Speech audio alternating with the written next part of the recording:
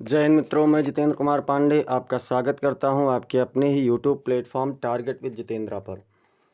मित्रों, हम लोगों का यूपी ट्रिपल एससी पेट का परीक्षा करीब में आ रहा है और उसी क्रम में आज एक बहुत ही महत्वपूर्ण टॉपिक जिससे लगभग हर कम्पिटिटिव एग्ज़ाम में प्रश्न पूछे जाते हैं, भारत शासन अधिनियम 1935 के बारे में आज हम लोग देखेंगे, जो कि भारतीय संविधान में एक महत्वपूर्ण हिस्सा बना है। भारतीय संविधान में काफ़ी अनुच्छेद इससे सेम ज्यों के त्यों ही ले लिए गए हैं।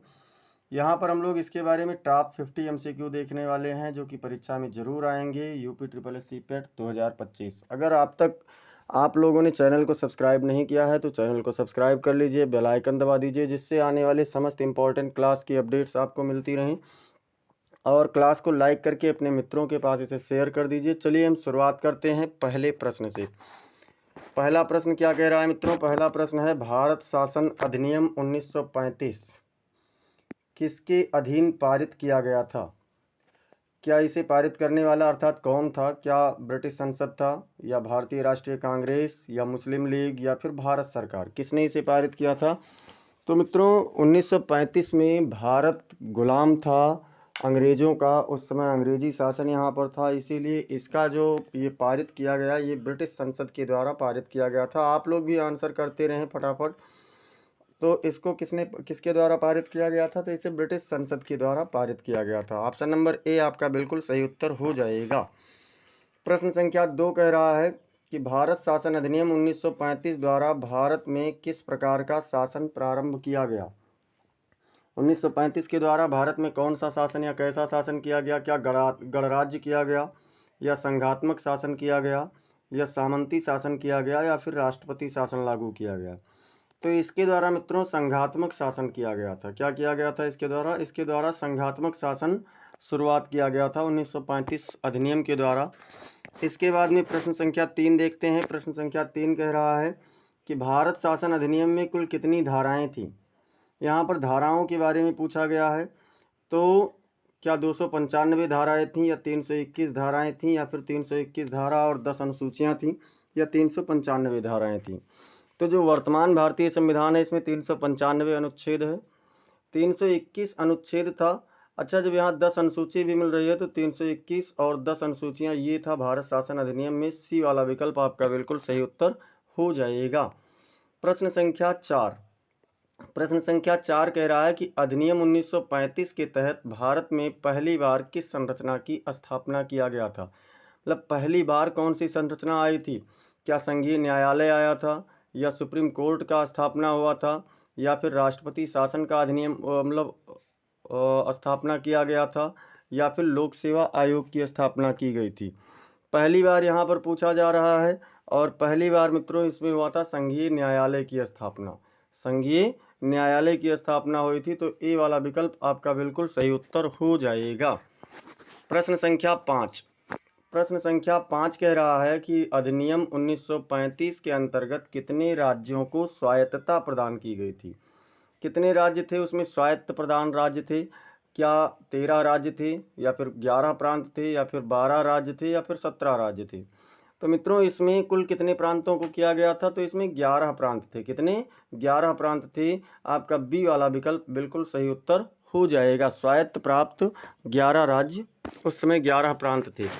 प्रश्न संख्या 6 कह रहा है कि भारत शासन अधिनियम 1935 द्वारा निम्न में से क्या लागू किया गया? कौन सी चीज़ भारत शासन अधिनियम में लागू किया गया था? क्या इसमें प्रांतीय स्वायत्तता थी, या फिर पूर्ण स्वतंत्रता थी, या फिर संविधान सभा की स्थापना मतलब लागू किया गया था, या फिर मौलिक अधिकार लागू किए गए थे? तो मित्रों इसमें से प्रांतीय स्वायत्तता लागू की गई थी, जो कि कितने प्रांतों को दिया गया था? तो 11 प्रांतों को। तो इसलिए आपका कौन सा विकल्प सही होगा? तो ए वाला विकल्प बिल्कुल सही उत्तर हो जाएगा। प्रश्न संख्या 7। प्रश्न संख्या 7 कह रहा है कि अधिनियम 1935 में किस योजना की अवधारणा दी गई थी जो लागू नहीं हो पाई? मतलब 1935 में एक योजना की अवधारणा आई थी, लेकिन वो लागू नहीं हो पाई थी। वो कौन सी अवधारणा थी? क्या वो द्वैध शासन था, या संघीय योजना थी, या ग्राम स्वराज था, या पृथक निर्वाचन था? तो इसमें मित्रों संघीय योजना की अवधारणा तो थी, लेकिन इसे लागू नहीं किया जा सका था। ये बी वाला विकल्प आपका बिल्कुल सही उत्तर हो जाएगा। प्रश्न संख्या 8। प्रश्न संख्या 8 कह रहा है कि भारत शासन अधिनियम 1935 किस अधिनियम को निरस्त करता है? मतलब कौन से अधिनियम को ये निरस्त करता है? क्या ये भारत सरकार अधिनियम 1919 को निरस्त करता है, या रॉलेट अधिनियम को मतलब निरस्त करता है, या फिर भारतीय परिषद अधिनियम 1909 को, या भारतीय स्वतंत्रता अधिनियम को? यानी कि इससे पहले कौन सा अधिनियम आया था? तो इससे पहले जो अधिनियम आया था वो था भारत सरकार अधिनियम 1919, और इसी को निरस्त करता है और यहाँ से लागू हो जाता है 1935 वाला अधिनियम। इसके बाद में अगले प्रश्न पर चलते हैं, प्रश्न संख्या 9। प्रश्न संख्या 9 कह रहा है कि द्वैध शासन की अवधारणा सबसे पहले कब लागू किया गया था? सबसे पहले द्वैध शासन की अवधारणा कब लागू की गई थी? क्या 1858 में, या 1919 के अधिनियम में, या फिर 1935 के अधिनियम में, या फिर 1947 के अधिनियम में? तो ये बेटा इसके ऑप्शन के अनुसार, जितना इसमें ऑप्शन है इसके अनुसार 1919 के अधिनियम में द्वैध शासन की व्यवस्था, द्वैध शासन की अवधारणा लागू किया गया था। इसलिए बी वाला विकल्प आपका बिल्कुल सही उत्तर हो जाएगा। प्रश्न संख्या 10 कह रहा है कि अधिनियम 1935 के अनुसार भारत का सर्वोच्च कार्यपालक कौन था?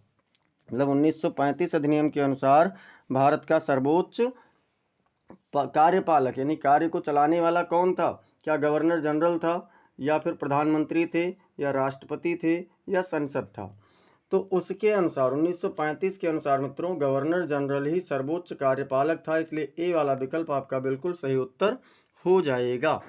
प्रश्न संख्या 11। और अब तक अगर आप लोगों ने क्लास को लाइक नहीं किया है तो क्लास को लाइक कर दीजिए। और देखते हैं 11 में क्या कह रहा है। भारत में संघीय न्यायालय की स्थापना कब किया गया था? देखिए किस अधिनियम के तहत हुआ था? तो 1935 के तहत हुआ था। और इसकी स्थापना कब की गई थी इसके बारे में बताना। क्या 1937 में, या 1935 में, या 1942 में, या 1947 में? तो ये लागू हुआ था मित्रों 1937 में, अर्थात इसकी स्थापना किया गया था। ए वाला विकल्प आपका बिल्कुल सही उत्तर हो जाएगा। प्रश्न संख्या 12।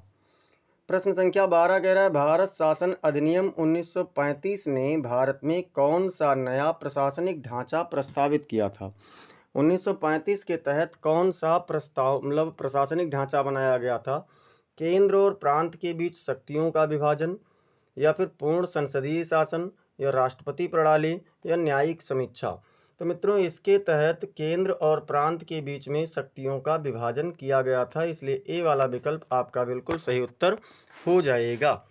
प्रश्न संख्या 13 कह रहा है कि अधिनियम 1935 में प्रारंभिक प्रस्ताव का क्या नाम था? जो प्रारंभिक प्रस्ताव था उसका नाम क्या था?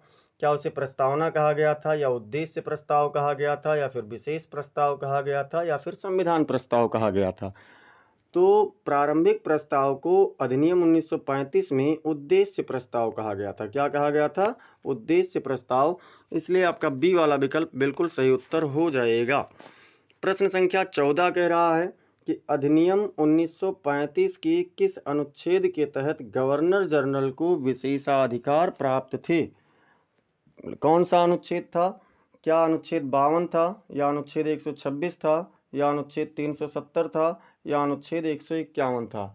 तो पहले तो आपको ये पता होना चाहिए कि जो अनुच्छेद इसमें थे, अनुच्छेद कुल कितने थे? 321। तो 370 वाला तो पूरी तरीके से गलत हो जाता है। अब कौन सा अनुच्छेद था जिसके तहत विशेषाधिकार प्राप्त थे? तो वो था अनुच्छेद 126। कौन था मित्रों? अनुच्छेद 126। इसलिए आपका बी वाला विकल्प बिल्कुल सही उत्तर हो जाएगा। अगला हम लोग देखते हैं प्रश्न संख्या 15। प्रश्न संख्या 15 क्या कह रहा है? अधिनियम 1935 के अनुसार भारतीय राज्यों को संघ में शामिल करने के लिए क्या प्रस्तावित किया गया था? मतलब जैसे जो भारतीय राज्य थे उनको संघ में शामिल करने के लिए कौन सी प्रक्रिया अपनाई गई थी? क्या बल प्रयोग से, या फिर संधि के माध्यम से, या संविधान सभा के माध्यम से, या जनमत संग्रह के माध्यम से? तो उस समय जो था राज्यों को संघ में शामिल करने का तरीका वो था संधि के माध्यम से। संधि के माध्यम से उनको राज्य में संघ में शामिल किया जा रहा था। तो इसलिए बी वाला विकल्प आपका बिल्कुल सही उत्तर हो जाएगा। अब हम लोग देखते हैं प्रश्न संख्या 16। प्रश्न संख्या 16 कह रहा है कि भारत शासन अधिनियम 1935 के अंतर्गत गवर्नर जनरल को कौन सा अधिकार प्राप्त था। मतलब गवर्नर जनरल को कौन सा अधिकार इसमें सिर्फ था। क्या वो अध्यादेश जारी करने का, या विधेयक पास करने का, या चुनाव कराने का, या संविधान लागू करने का। कौन सा अधिकार उसके पास था मित्रों। तो गवर्नर जनरल के पास इसमें से अध्यादेश जारी करने का अधिकार प्राप्त था। इसलिए ए वाला विकल्प आपका बिल्कुल सही उत्तर हो जाएगा। प्रश्न संख्या 17 कह रहा है कि भारत शासन अधिनियम 1935 के अनुसार संघीय न्यायालय में न्यायाधीशों की संख्या कितनी थी। जो संघीय न्यायालय बनाए गए थे उसमें न्यायाधीश की संख्या कितनी थी। क्या 2 न्यायाधीश थे, या 3 थे, या 4 थे, या फिर 5 थे।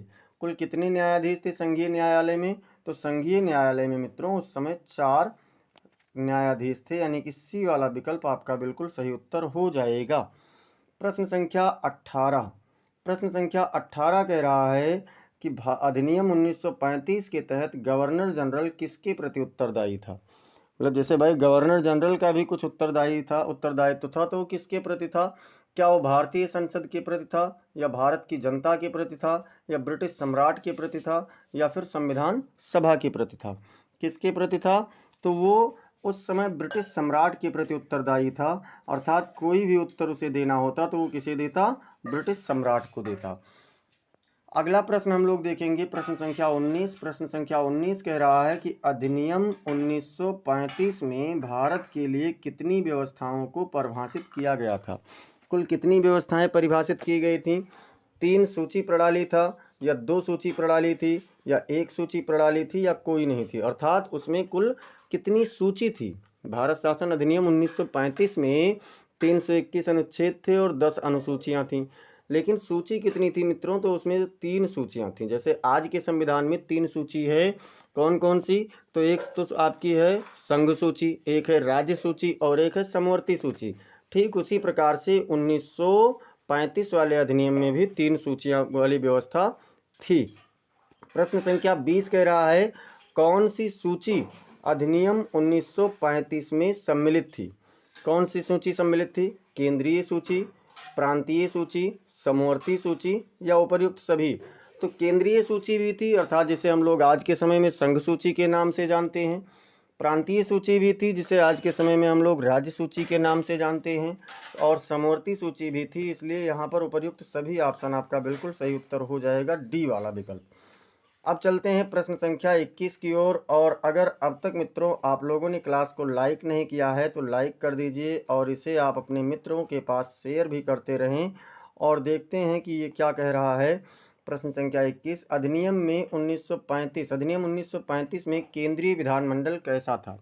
जो केंद्र का विधानमंडल था, क्या वो एक सदनीय था, या द्विसदनीय था, या निर्वाचित होते थे, या नामित होते थे। तो उस समय जो अधिनियम में विधानमंडल की बात की गई थी वो द्विसदनीय किया गया था। जैसे आज के समय में भी द्विसदनीय है, और एक राष्ट्रपति भी उसमें आ जाता है।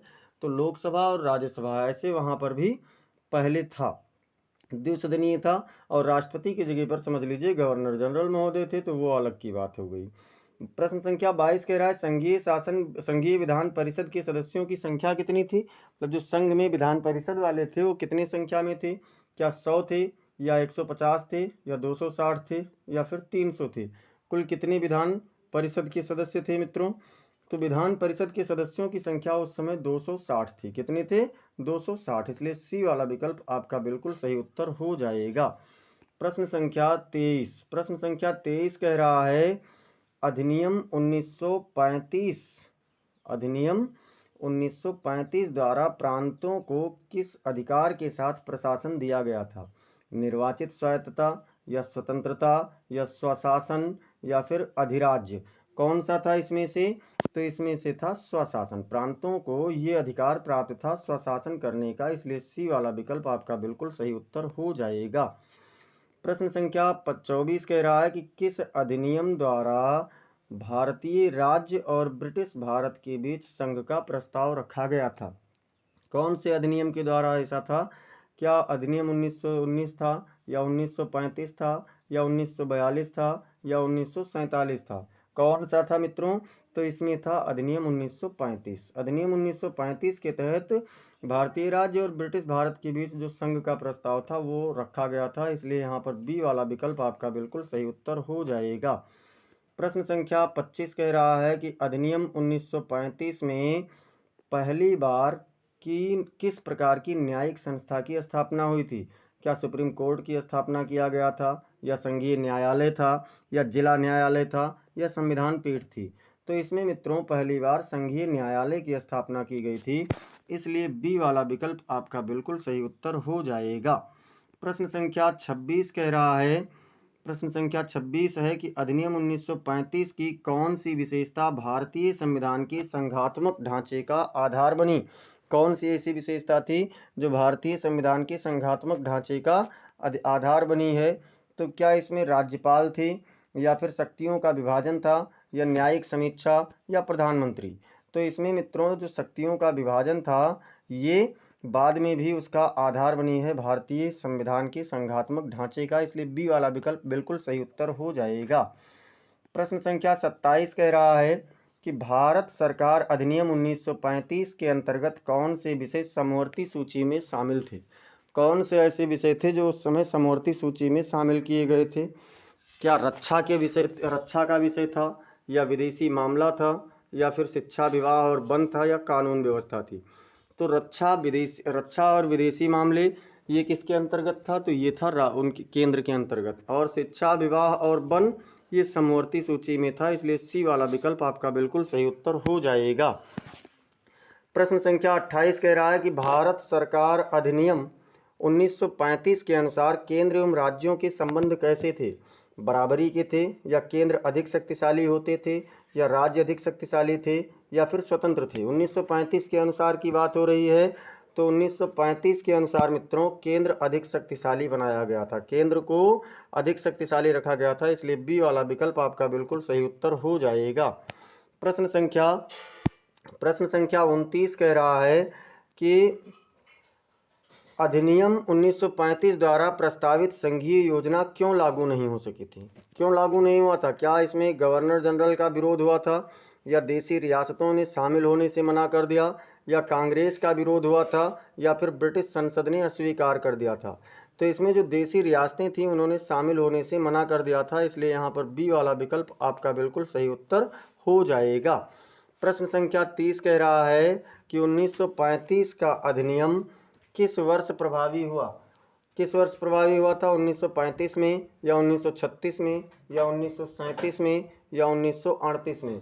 तो ये मित्रों हुआ था 1937 में प्रभावी हुआ था, सी वाला विकल्प आपका बिल्कुल सही उत्तर हो जाएगा। प्रश्न संख्या 31 की बात करेंगे। प्रश्न संख्या 31 है कि भारत शासन अधिनियम 1935 के अनुसार आरक्षित विषयों पर नियंत्रण किसके पास था?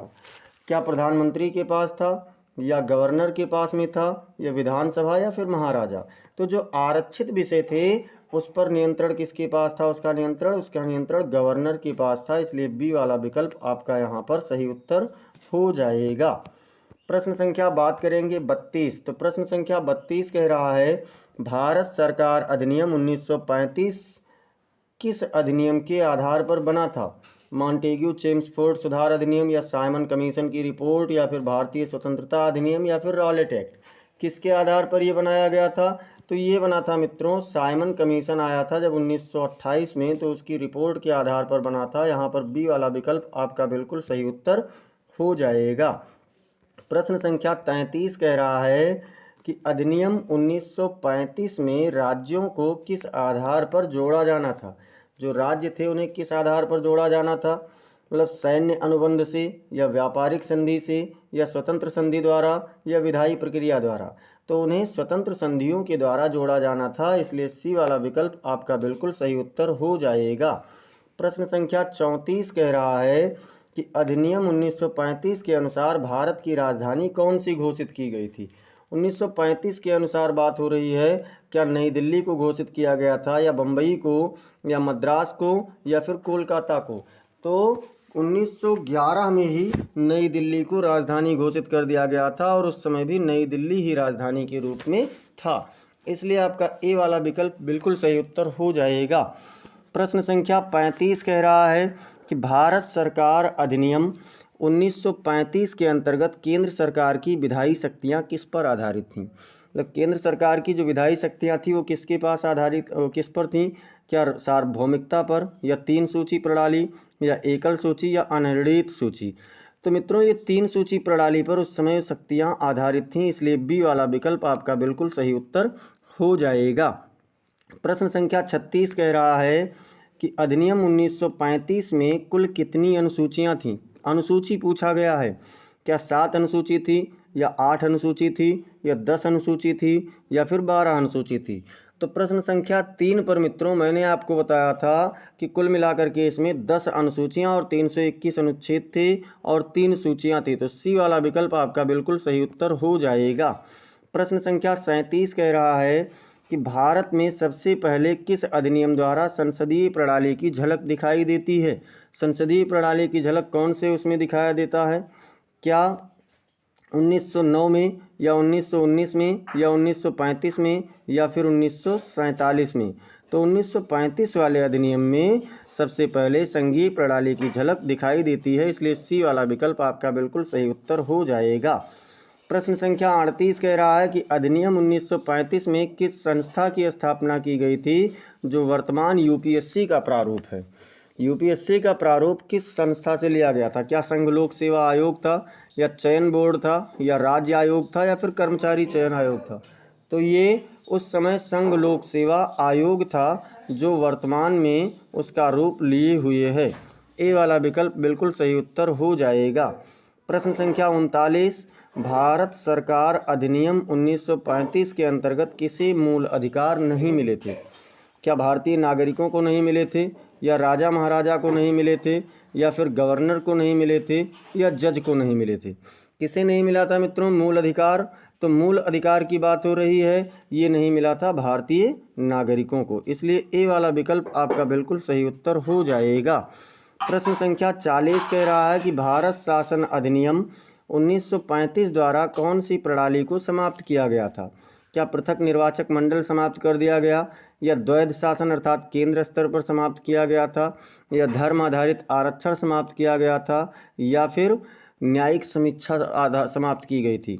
तो मित्रों इसमें जो द्वैध शासन केंद्र स्तर पर था इसे समाप्त किया गया था, इसलिए बी वाला विकल्प आपका बिल्कुल सही उत्तर हो जाएगा। प्रश्न संख्या 41 कह रहा है कि अधिनियम 1935 किसका विस्तारित रूप माना जाता है। और अगर मित्रों अब तक आप लोगों ने क्लास को लाइक नहीं किया है तो लाइक कर दीजिए और शेयर भी कर दीजिए। क्या 1858 के का विस्तारित रूप है, या 1909 अधिनियम, या 1919 अधिनियम, या 1947 का अधिनियम। बात हो रही है विस्तारित रूप की, तो ये 1919 अधिनियम का विस्तारित रूप माना जाता है। सी वाला विकल्प आपका बिल्कुल सही उत्तर हो जाएगा। प्रश्न संख्या 42 कह रहा है कि अधिनियम 1935 का उद्देश्य क्या था। भारतीयों को सीमित स्वशासन देना, या स्वतंत्रता प्रदान करना, या विदेशी निवेश को बढ़ाना, या फिर संविधान को लागू करना। तो इसमें मित्रों भारतीयों को सीमित स्वशासन देना जिससे भारतीय खुश हो जाएं और इनको अपना शासन करने में कोई अवरोध न उत्पन्न करें, इसलिए ए वाला विकल्प आपका सही उत्तर हो जाएगा। प्रश्न संख्या 43 कह रहा है कि भारत सरकार अधिनियम 1935 ने किस प्रकार के निर्वाचन का प्रावधान किया था। वयस्क मताधिकार, या जाति आधारित, या सीमित मताधिकार, या महिला वर्जित। कौन सा किया था मित्रों? तो इसमें जो किया गया था वो सीमित मताधिकार इन्हें प्रदान किया गया था। सी वाला विकल्प बिल्कुल सही उत्तर हो जाएगा। प्रश्न संख्या 44 कह रहा है कि अधिनियम 1935 में किस प्रकार के राज्यपाल की व्यवस्था की। कौन से प्रकार के राज्यपाल की व्यवस्था की थी? क्या केवल वैधानिक थे, या कार्यपालिका थी, या नाम मात्र परंतु वास्तविक शक्तियाँ थी, या फिर निर्वाचित था। कैसा था इसमें? तो इसमें मित्रों हम लोगों से पूछा गया है कि राज्यपाल की व्यवस्था। तो राज्यपाल की इसमें जो व्यवस्था की गई थी वो नाम मात्र था परंतु वास्तविक शक्तियाँ थी, इसलिए सी वाला विकल्प आपका बिल्कुल सही उत्तर हो जाएगा। प्रश्न संख्या 45 कह रहा है कि भारत सरकार अधिनियम 1935 के अंतर्गत कुल कितने प्रांत थे। 9 प्रांत थे, या 10 प्रांत थे या 11 प्रांत थे या फिर 12 प्रांत थे। तो इसमें कुल कुल मिलाकर के इसमें 11 प्रांत थे। ये प्रश्न हमने पहले भी पूछा बताया है कि स्वायत्त प्राप्त जो प्रांत थे वो 11 प्रांत ही थे, इसलिए आपका सी वाला विकल्प बिल्कुल सही उत्तर हो जाएगा। प्रश्न संख्या 46 कह रहा है कि भारत सरकार अधिनियम 1935 का सबसे बड़ा महत्व क्या था? पूर्ण स्वतंत्रता या प्रांतीय स्वायत्तता या राष्ट्रपति शासन या न्यायिक स्वायत्तता। इसमें क्या था मित्रों? तो इसमें था प्रांतीय स्वायत्तता। प्रांतीय स्वायत्तता इसमें सबसे बड़ा महत्व था, इसलिए बी वाला विकल्प आपका बिल्कुल सही उत्तर हो जाएगा। प्रश्न संख्या 47 कह रहा है कि अधिनियम 1935 में पृथक निर्वाचक मंडल की अवधारणा किसने दी थी? ब्रिटिश सरकार ने या मुस्लिम लीग ने या कांग्रेस ने या फिर साइमन कमीशन ने? किसने दिया था मित्रों? तो इसके अकॉर्डिंग अगर हम लोग देखें तो इसमें दिया था ब्रिटिश सरकार ने। किसने दिया था? ब्रिटिश सरकार ने दिया था, इसलिए आपका ए वाला विकल्प बिल्कुल सही उत्तर हो जाएगा। अब हम लोग देखेंगे प्रश्न संख्या 8। प्रश्न संख्या 8 कह रहा है कि अधिनियम 1935 की आलोचना किसने काले कानून के रूप में किया था? मतलब किसने इसे काला कानून कहा था? महात्मा गांधी ने या फिर भगत सिंह ने या फिर लॉर्ड लिंलिथिगो ने या फिर नेहरू जी ने? तो इसे मित्रों काला कानून कहा था महात्मा गांधी जी ने, इसलिए आपका ए वाला विकल्प बिल्कुल सही उत्तर हो जाएगा। प्रश्न संख्या 49 कह रहा है कि अधिनियम 1935 में भारतीयों को किस प्रकार की स्वतंत्रता नहीं दी गई थी? मतलब कौन सी स्वतंत्रता उन्हें नहीं दिया गया था? वाणी की स्वतंत्रता, प्रेस की स्वतंत्रता, मौलिक अधिकार और उपर्युक्त सभी। तो इसमें मित्रों ये सारी स्वतंत्रताएं भारतीयों को नहीं दिया गया था। डी वाला विकल्प आपका बिल्कुल सही उत्तर हो जाएगा। प्रश्न संख्या 50 कह रहा है कि भारत सरकार अधिनियम 1935 को पूर्णतः प्रतिस्थापित किसने किया था? क्या साइमन कमीशन ने या कैबिनेट मिशन ने या फिर भारतीय स्वतंत्रता अधिनियम ने या भारतीय संविधान 1950 ने? तो भारतीय संविधान 1950 में इसको पूर्णतः स्थापित किया गया था, इसलिए डी वाला विकल्प यहाँ पर बिल्कुल सही उत्तर हो जाएगा। इस प्रकार से मित्रों हम लोगों ने अब तक 50 प्रश्नों की सीरीज देख ली है। अगर अब तक आप लोगों ने चैनल को सब्सक्राइब नहीं किया है तो चैनल को सब्सक्राइब कर लीजिए और साथ ही साथ बेल आइकन दबाना ना भूलें, जिससे आने वाली समस्त क्लासेस की इंपॉर्टेंट रिपोर्ट्स मिलती रहे। क्लास को लाइक कीजिए, इसे आप अपने मित्रों के पास फ्रेंड सर्किल में शेयर कीजिए और कोई भी सुझाव हो या कोई विशिष्ट मांग हो तो उसे भी आप लोग कमेंट सेक्शन में ज़रूर बताइए। मिलते हैं फिर हम लोग अगली क्लास में, तब तक के लिए जय हिंद, जय भारत।